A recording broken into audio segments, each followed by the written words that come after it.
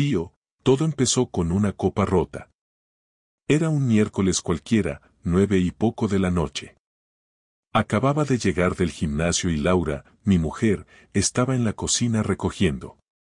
Me acerqué para coger una cerveza, y cuando abrí la nevera, ella pegó un respingo y dejó caer una copa de vino al suelo.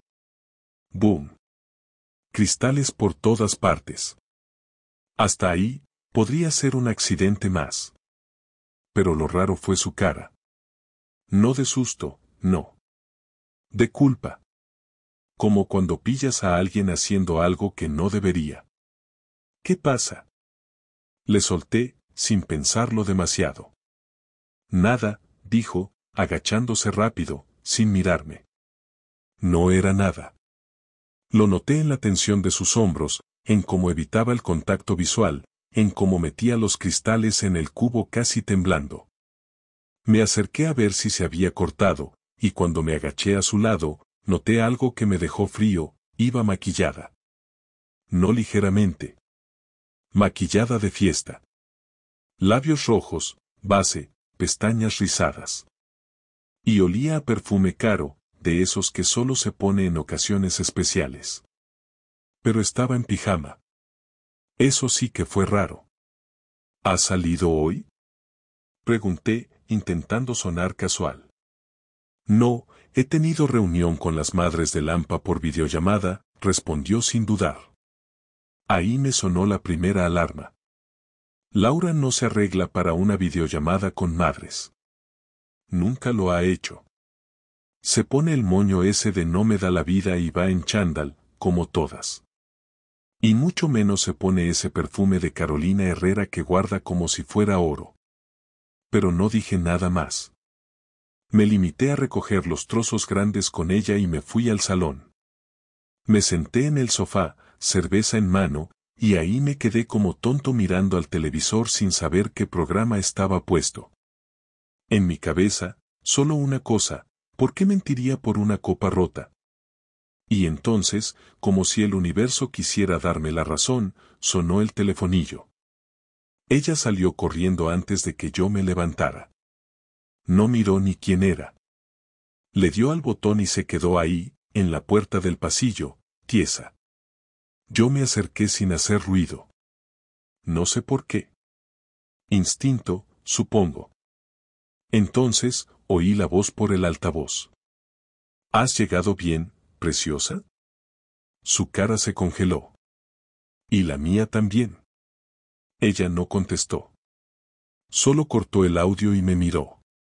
Fue como una foto de guerra, todo en silencio, hasta que hablé. ¿Preciosa? ¿Quién coño es ese? No dijo nada. Nada. Solo caminó hacia el baño y cerró la puerta.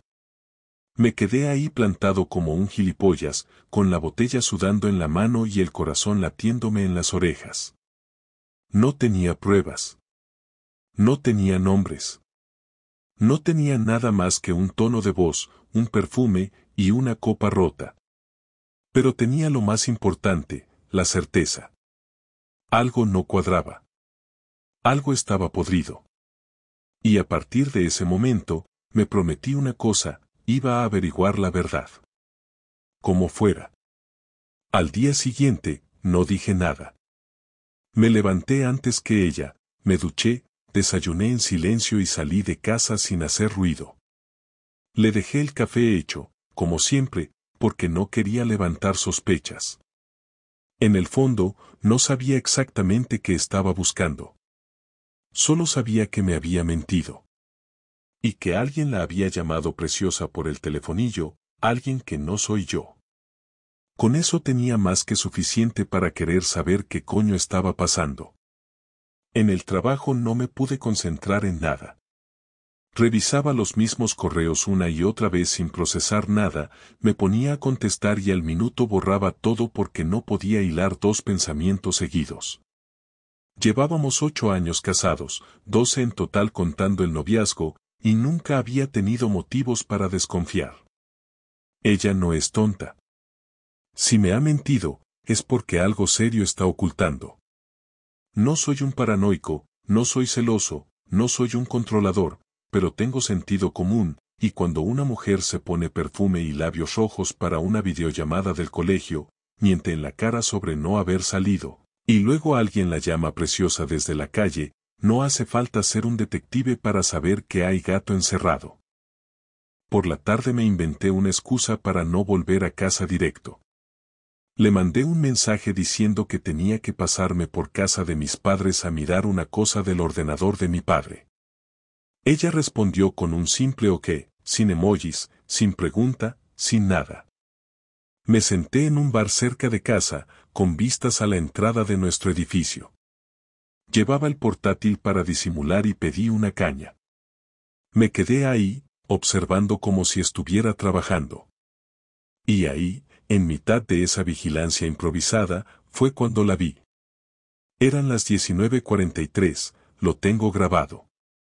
Salía del portal, no con ropa de diario ni ropa de trabajo, sino con el mismo abrigo negro que solo usa para cenas o eventos. Tacones. Bolso pequeño. Y otra vez, el maldito perfume. Esa vez iba sin pintalabios, pero se notaba que se había arreglado. Caminaba con prisa, mirando el móvil. A los 2 minutos, un coche gris se detuvo a pocos metros. No un taxi, no un Cabify. Un coche normal. El conductor no bajó. Ella subió sin mirar a los lados. No soy tonto. No necesitaba más. Me temblaba el pulso de la rabia y del vacío en el estómago. Me quedé en el bar, con la caña ya caliente, sin tocarla. Pensando. No podía simplemente llamarla, ni ir detrás del coche. Tenía que actuar con cabeza. Quería saber a qué nivel estaba esto. Si era un desliz de una noche o si llevaba semanas viéndose con ese tipo. No podía permitirme reventarlo todo sin tener toda la información. Esa noche volví a casa cuando ya había pasado más de 1 hora. Me inventé que había ayudado a mi padre a instalar una aplicación. Ella ya estaba en casa, en pijama, viendo una serie como si nada. Ni rastro de la ropa de antes, ni olor a perfume, ni maquillaje. Todo normal, todo limpio, todo demasiado preparado. Me miró y sonrió, como si no hubiera pasado nada. Y eso fue lo que más me dolió. Durante 2 días fingí que todo iba bien. No hice preguntas, no hice comentarios.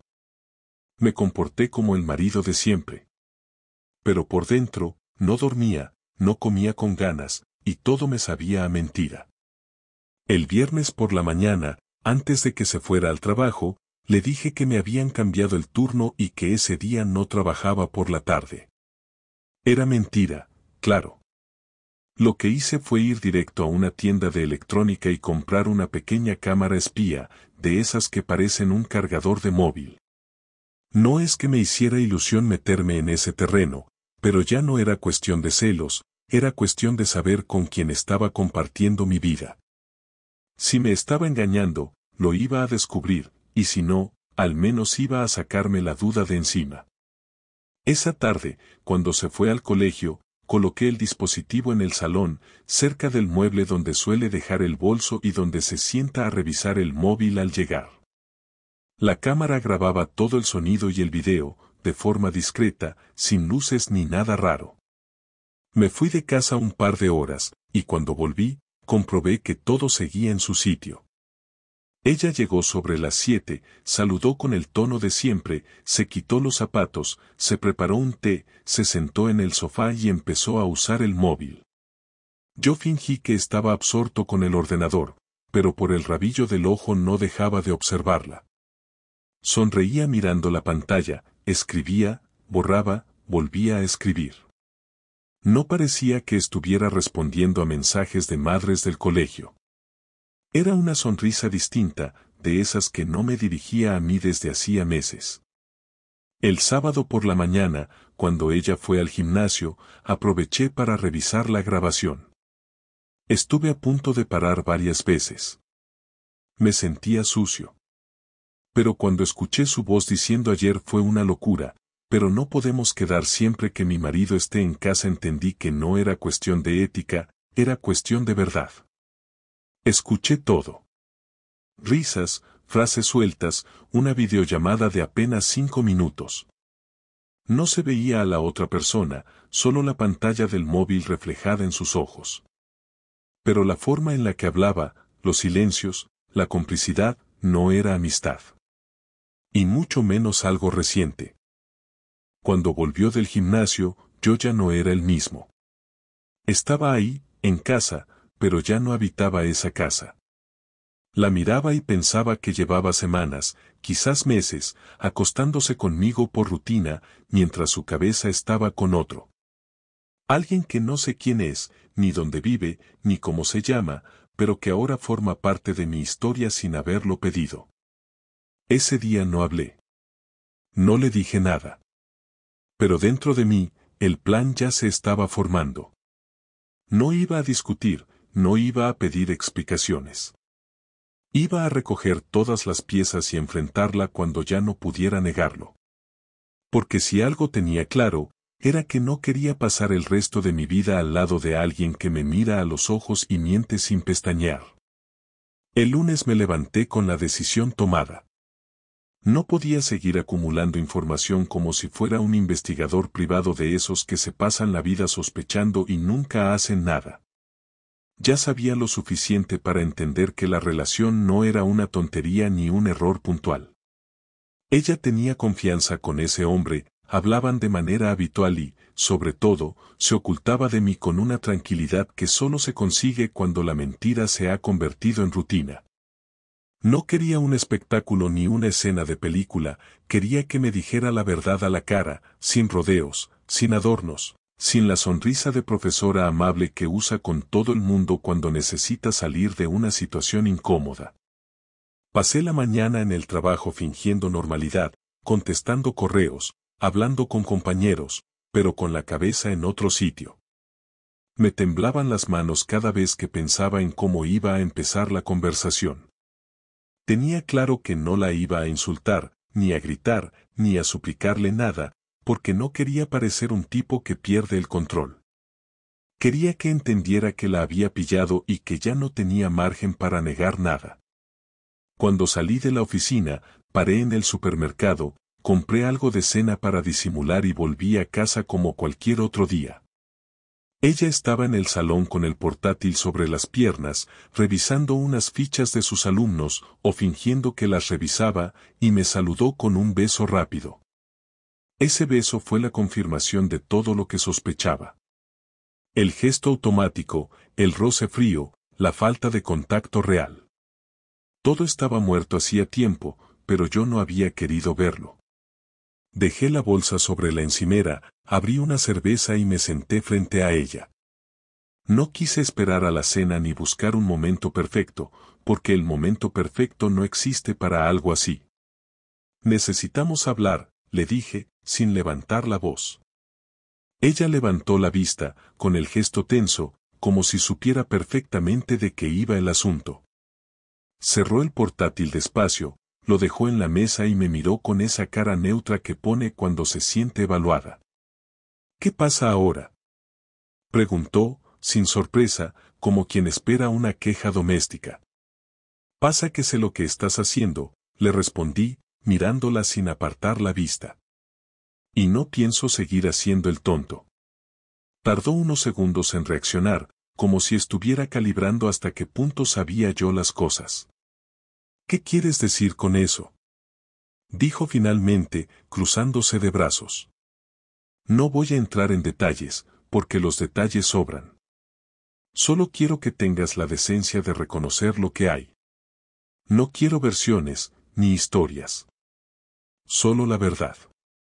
Se quedó callada un momento, respirando por la nariz, mirando al suelo. Luego, sin previo aviso, cambió el tono. Estás exagerando, Javier.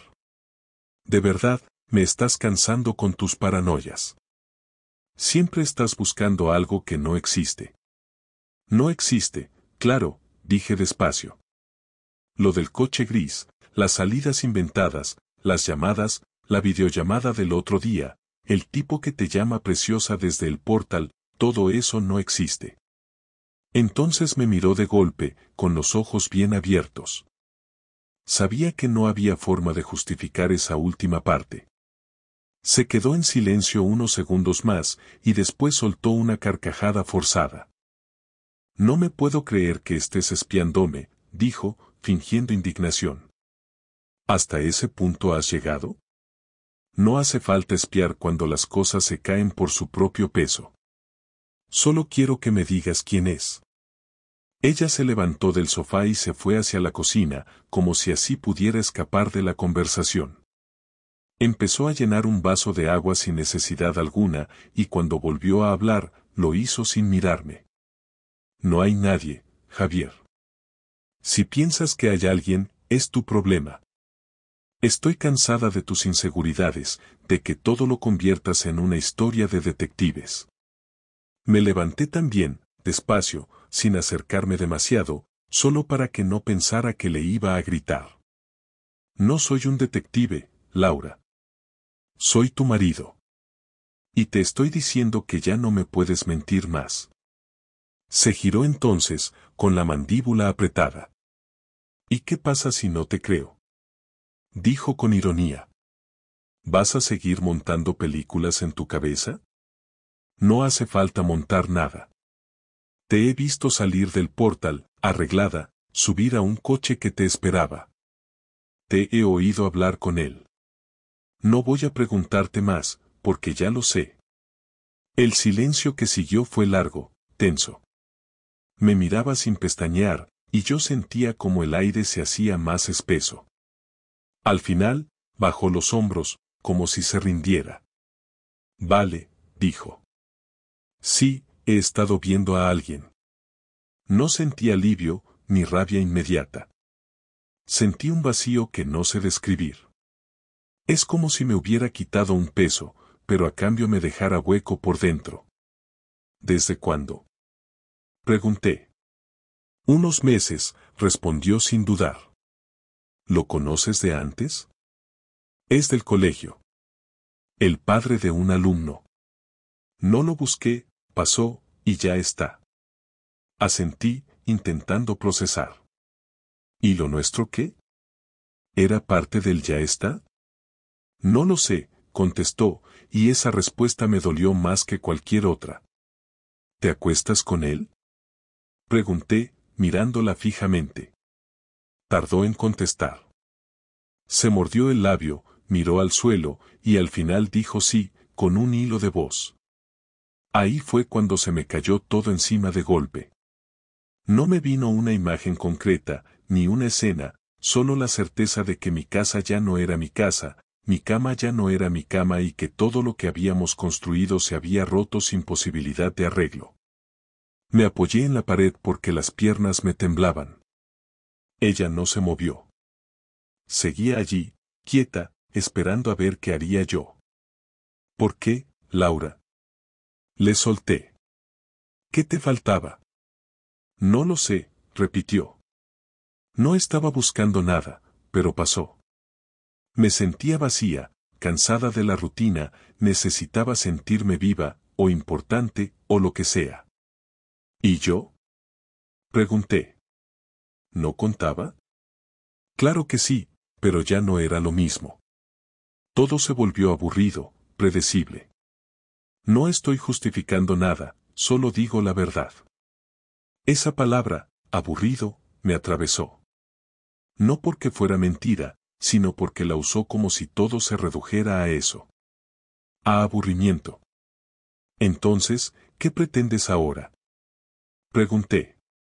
¿Seguir conmigo como si nada? No lo sé, dijo otra vez. No quiero separarme todavía. No quiero destruirlo todo por un error. ¿Error? Repetí, casi riéndome. Un error es olvidar las llaves, no acostarte con otro. Ella respiró hondo, como si necesitara recuperar el control. No sabes lo que ha sido para mí, Javier. No te imaginas lo sola que me he sentido, lo poco que hablamos, lo poco que me escuchas. Tú también tienes parte de culpa. Claro, dije con amargura. Siempre hay una excusa para traicionar. No respondió.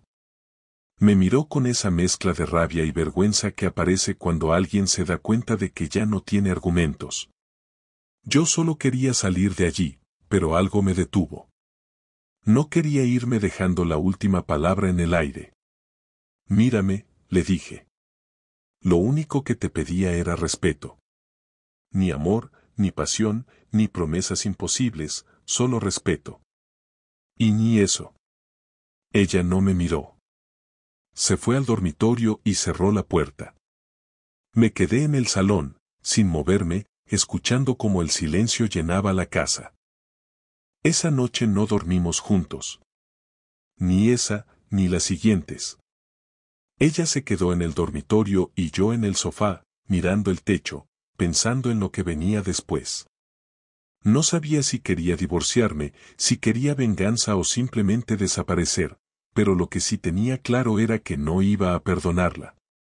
No después de mirarme a la cara y admitirlo con esa frialdad, como si estuviera comentando algo de trabajo. A la mañana siguiente, cuando se fue al colegio, me levanté, recogí mis cosas y me fui a trabajar. No dije adiós. En el portal, encendí un cigarro, aunque hacía años que no fumaba, y supe que todo lo que venía después ya no tendría nada que ver con el hombre que había sido hasta el día anterior. No fue una decisión emocional tomada en un arrebato, ni una venganza de la que luego avergonzarme, fue una serie de decisiones frías, deliberadas y prácticas que ejecuté con la misma precisión con la que había arreglado instalaciones durante años, con la idea de recuperar algo que me devolviera dignidad y control. Lo primero que hice fue cortar los puntos vulnerables que tenía a mi alrededor, cambié las contraseñas de las cuentas conjuntas, pedí la tarjeta de crédito que estaba a mi nombre y, sin hablar con ella, retiré el dinero que correspondía a mis ahorros y lo transferí a una cuenta que solo yo podía operar. No hay venganza más práctica que asegurarte de que no te dejan con la mano vacía. Antes de cualquier gesto visible, hablé con un abogado para saber exactamente qué podía hacer dentro del marco legal y qué pruebas necesitaba para que, si llegábamos a juicio, mis reclamaciones tuvieran peso. No quería ser el hombre que monta una escena y queda como un loco, quería ser el que presenta hechos incontestables y deja que la ley haga lo suyo si fuera necesario. Reuní todas las grabaciones, capturas de las conversaciones y el video que había tomado la cámara pequeña. Organicé todo en archivos ordenados, con fechas y horas, y pedí copias certificadas de lo que pudiera obtener en papel. No lo hice porque disfrutara hurgando en su vida, lo hice porque sabía que la lógica de papeles es lo que mejor duele cuando alguien traiciona la confianza, los recuerdos se desvanecen, las palabras se olvidan, pero un documento con una firma y una hora no miente. Con el material listo, llamé a su madre. No fui en plan víctima pidiendo consuelo, fui sincero y directo, le dije que tenía algo que ella debía ver si quería entender lo que estaba pasando con su hija. La conversación fue dura, con silencios largos, porque nadie quiere escuchar que su hija ha engañado a la persona con la que juró compartir la vida. Le envié una copia por correo electrónico con aviso de lectura y luego pasé por su casa con un paquete en las manos. No hice teatro ni lloriqueos, le expliqué lo que había en los archivos, le mostré las pruebas y le pedí que, si lo consideraba oportuno, hablara con Laura. La reacción fue la mezcla habitual entre incredulidad y rabia, y cuando salí de casa de su madre tenía la sensación amarga de haber avivado una hoguera familiar, pero también la convicción de que la verdad saldría de una forma u otra y que prefería que fuera por causas familiares más que por rumores de pasillo. Mientras tanto, me aseguré de comunicar lo esencial a quien debía saberlo por responsabilidad profesional, informé al director del colegio donde trabajaba Laura. No hice una llamada desesperada ni un escándalo público, dejé una nota privada y pedí una reunión a puerta cerrada con la dirección. Les presenté copia de los mensajes en los que aparecía el padre de un alumno, les expliqué las fechas en que se repitieron los encuentros y les dejé en sus manos la decisión de abrir una investigación interna si lo consideraba necesario. No buscaba que la expulsaran del trabajo en falso ni quería arruinar su carrera por odio, pretendía que la institución tuviera conocimiento y, si lo creían conveniente, tomara medidas profesionales, porque no me fiaba de que una situación así no afectara el entorno educativo o la conducta con las familias. Hice lo mismo con la empresa del tipo con el que se veían, contacté a recursos humanos y les dejé la documentación que tenía. No lo hice para vengarme del trabajo del otro hombre, sino para que las consecuencias fueran proporcionales y no se quedaran en apenas un secreto entre dos. Quería que el engaño tuviera un coste social y profesional, porque era la única forma de que la traición tuviera consecuencias reales y visibles. Entre todas esas medidas administrativas, hubo otras mucho más íntimas y tangibles. Cambié los seguros del coche, redefiní los beneficiarios de algunas pólizas y escribí una carta para mis padres explicando lo sucedido, pidiéndoles discreción y apoyo. Con mis hijos no actué de forma impulsiva ni con discursos grandilocuentes, hablé con calma, en un tono que rozaba la indiferencia práctica más que la compasión dramática. Les expliqué que mamá y yo necesitábamos tiempo para aclarar las cosas y que, hasta que no supiéramos más, las rutinas seguirían parecidas a las de siempre porque no quería que la vida de los niños se rompiera por completo. Pedí que me hicieran caso y les aseguré que yo me ocuparía de lo imprescindible. Fue una forma de protegerlos sin fingir una normalidad hipócrita. Los niños necesitaban certezas mínimas, comida caliente y horarios, no confesiones ni casa de brujas. El gesto que quizá más pestilente le resultó a Laura fue cuando, la semana siguiente a aquella confesión, recogí y empaqué todas las cosas que había comprado yo para la casa a lo largo de los años. No tiré nada, no destruí propiedades, pero separé mis cosas personales y las guardé en una habitación cuya cerradura cambié. No quería tener que ver sus gestos delante de mis recuerdos, ni que ella encontrara excusas para justificarse con objetos que habíamos comprado juntos. Fue una separación material, medida y sin ruido. De manera similar, renuncié a la costumbre de responder a sus provocaciones con insultos o gritos, porque nada hay más patético que quien se rebaja a la misma basura que quien lo traiciona. Mi venganza sería otra, mostrar que se puede reconstruir una vida fuera de su verdad, y hacerlo con orden y sin humillaciones públicas innecesarias. En paralelo, avancé con los papeles del divorcio. Presenté la solicitud y adjunté las pruebas. No lo hice por castigo puro, lo hice porque no quería seguir bajo la misma puerta con alguien que me había traicionado con la tranquilidad de quien cree que se puede jugar con la afectividad ajena sin consecuencias. La solicitud incluía peticiones concretas sobre la custodia y las condiciones económicas que consideraba justas en función de lo aportado durante la convivencia. No busqué infligir dolor económico de forma gratuita, busqué que la responsabilidad fuera equitativa y que, en caso de reparto de bienes, no quedara a merced de la manipulación. Hubo quien, de nuestro entorno, me llamó vengativo o despiadado por no optar por perdonar y seguir. No perdí el tiempo en defender mis actos, expliqué con claridad mis razones a quien preguntó y dejé que las consecuencias corrientes siguieran su curso. Algunas amistades se cerraron, otras se solidificaron, y hubo quienes me ofrecieron una frase de consuelo y poco más, exactamente lo que necesitaba en esos momentos, compañía sin juicios. No hice escándalos en redes sociales ni carteles en la puerta de la escuela. Mi venganza fue tangible en la medida en que restableció mi seguridad económica, protegió la estabilidad de mis hijos, y dejó claro a Laura que las mentiras tienen efectos y que no soy un buen sujeto para experimentos morales. Al cabo de las semanas, la tensión social que creció alrededor de su conducta la obligó a afrontar miradas y preguntas que no pudo evitar, y aunque nunca busqué que la perdieran su empleo o su respeto profesional de forma indiscriminada, observé que el daño profesional y personal que sufrió fue una consecuencia lógica de sus actos, no un invento mío.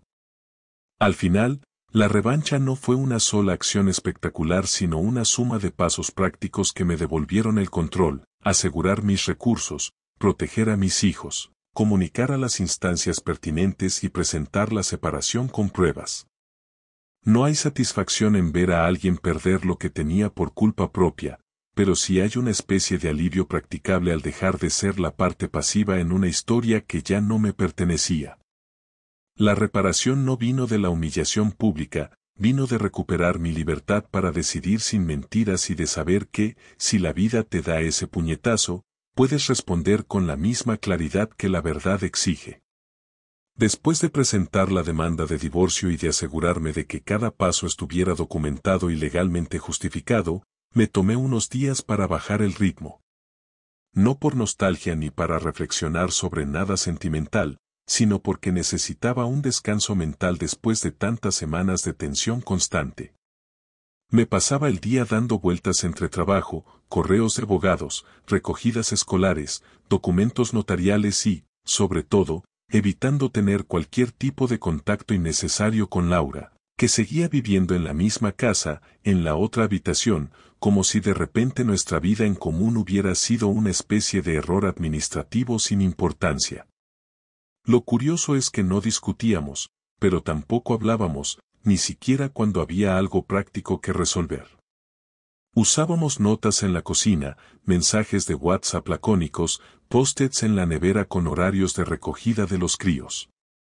No me costaba mantener esa distancia, porque ya no la reconocía como alguien cercano. Era como convivir con una vecina que no te cae especialmente bien, pero con la que hay que ser educado por obligación. Una tarde, mientras organizaba unos papeles en el salón, ella se acercó con una hoja doblada. Sin decir nada, la dejó sobre la mesa y se quedó de pie, esperando a que la leyera. Era una propuesta informal suya para llegar a un acuerdo sin pasar por juicio. Me ofrecía ceder parte de la vivienda a cambio de no incluir ciertas pruebas en el expediente.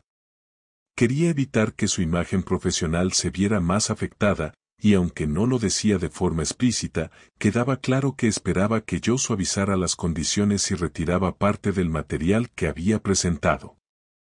Leí el papel con atención, lo dejé en la mesa y la miré con calma.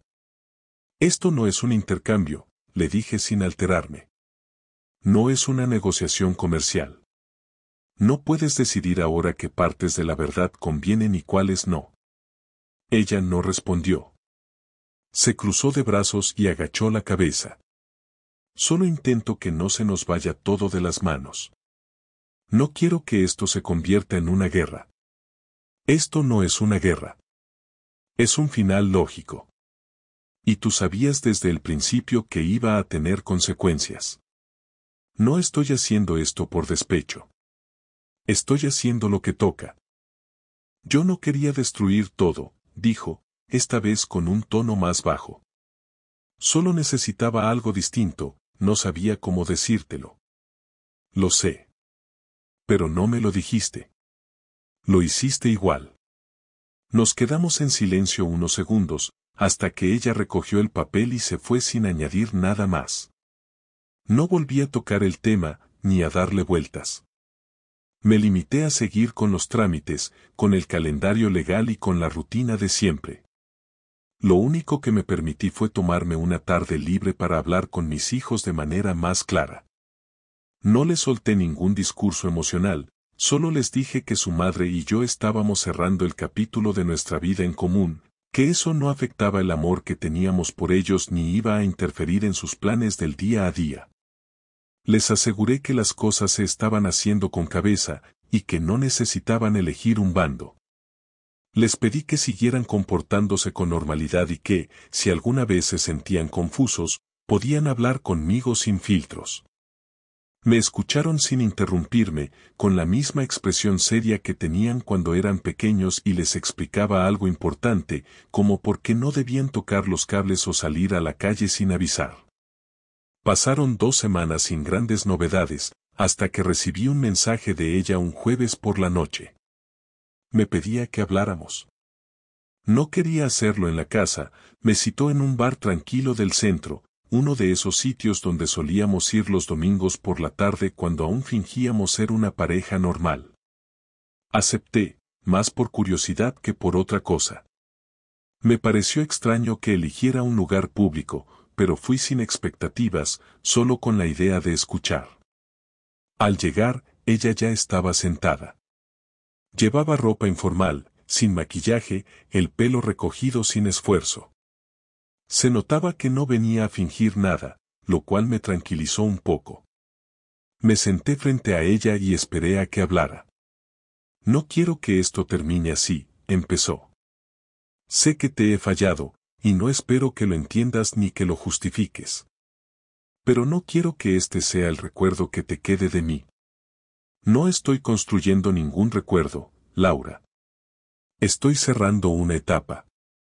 Eso es todo. Lo sé, dijo bajando la mirada. Pero me siento como si todo lo que vivimos hubiera sido falso, y sé que no lo fue. Por eso quería hablar contigo, sin juzgarnos, sin reproches. Solo para decirte que lo siento. No hace falta que lo digas. No cambia nada. Lo sé. Pero necesitaba hacerlo. No para que me perdones, sino para poder dormir por las noches. Nos quedamos callados unos minutos. No era una escena melodramática. Era seca, real, incómoda. Yo no sentía necesidad de consolarla, ni de castigarla, solo quería que terminara de hablar y seguir con lo mío. ¿Y qué piensas hacer ahora? Pregunté, simplemente por cerrar la conversación. No lo sé, dijo encogiéndose de hombros. Probablemente irme unos días a casa de mi hermana, cuando firmemos el acuerdo. No quiero estar aquí cuando tú empieces a traer tus cosas nuevas. No voy a traer a nadie, respondí serio. No voy a saltar de una relación a otra. No estoy buscando llenar un vacío. Estoy reorganizando mi vida. Ojalá hubiera tenido esa claridad antes, murmuró. Pero ya es tarde. Sí, confirmé, ya lo es. Nos despedimos sin besos, sin abrazos, sin contacto físico.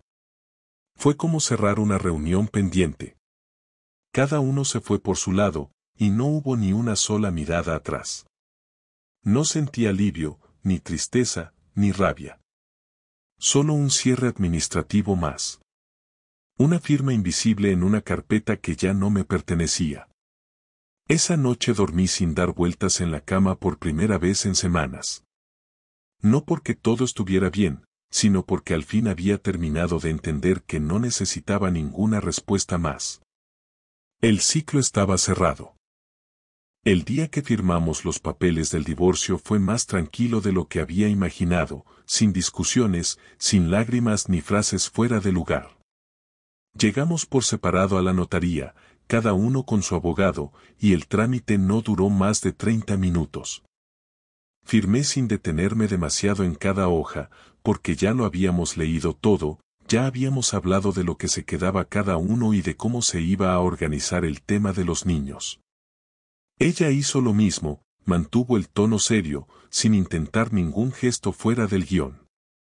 Nos saludamos al entrar, nos dijimos adiós al salir, y ahí terminó todo.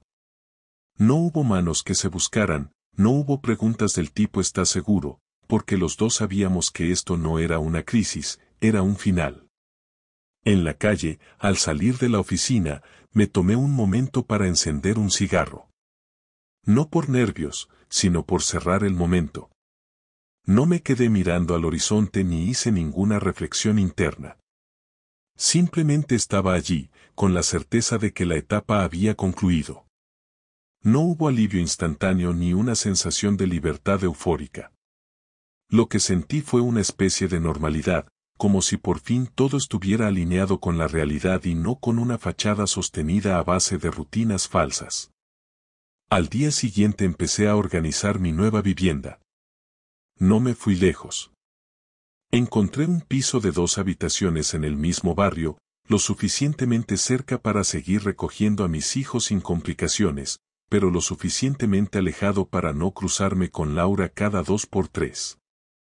No era un lugar espectacular ni pretendía serlo. Tenía lo necesario y, lo más importante, era mío. Sin objetos compartidos, sin recuerdos impresos en las paredes. Compré muebles básicos, cociné mis primeras comidas con torpeza, dormí en un colchón nuevo que aún no había cogido forma.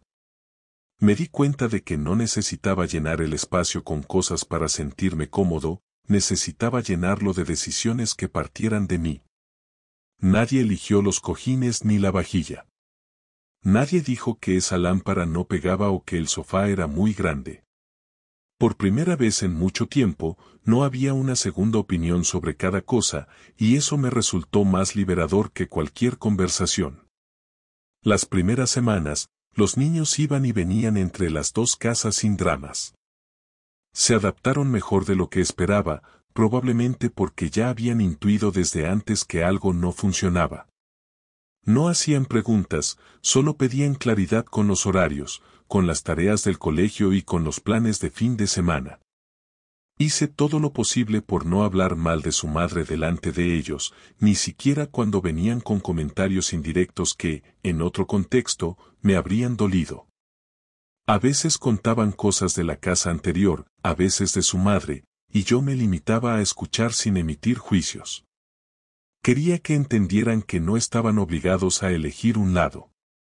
Les dije varias veces que lo importante era que ellos estuvieran bien, no con quien estaban más tiempo ni qué casa tenía el mejor televisor. Empecé a recuperar rutinas que había dejado de lado sin darme cuenta. Volví al gimnasio con regularidad, retomé el contacto con un par de amigos que hacía años que no veía, incluso empecé a ir a correr los domingos por la mañana.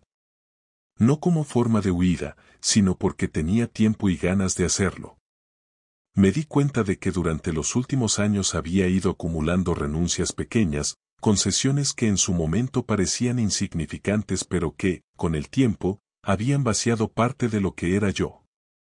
No me molestaba haberlo hecho.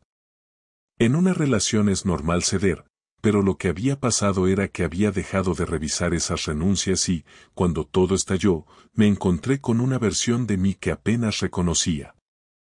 Recibí un mensaje de Laura un día, a las 3 de la tarde, un martes.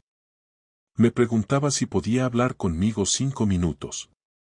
Le contesté que sí, con tal de que fuera algo práctico. Quedamos en una cafetería cerca del colegio de los niños. Llevaba una carpeta en la mano y parecía más tensa que de costumbre. Se sentó frente a mí, pidió un café, y fue directa. Quiero que sepas que me han propuesto un cambio de centro. Me ofrecieron ir a uno que está en otra ciudad, a 2 horas de aquí. ¿Y vas a aceptarlo? Pregunté, sin alterar la voz. Estoy pensándolo. Me vendría bien empezar de cero en otro sitio. Aquí todo el mundo sabe, aunque nadie lo diga. Haz lo que tengas que hacer. Pero ten en cuenta a los críos. Claro. No me iría sin tenerlo todo organizado. Nos quedamos un rato en silencio. No había odio, pero tampoco afecto. Solo 2 personas que habían compartido una vida y ahora hablaban como socios que cerraban los últimos flecos. A veces me pregunto cómo llegamos a esto, dijo, sin mirarme. ¿Cómo pasamos de hacer planes a convertirnos en esto? No hay un solo motivo. Hay 1000 momentos pequeños que no se ven hasta que ya es tarde. ¿Tú crees que me odias, no? No. Si te odiara, todavía estarías dentro de mí. Ella asintió en silencio. No respondió. Al poco rato pagó su café y se fue sin pedir nada más. Yo me quedé allí, con el recibo en la mano, pensando que esa sería probablemente la última vez que hablaríamos cara a cara sin intermediarios. Los meses pasaron sin sorpresas. Ella terminó aceptando el traslado, los niños se adaptaron a los cambios con cierta naturalidad, y yo me centré en mi trabajo y en mis cosas.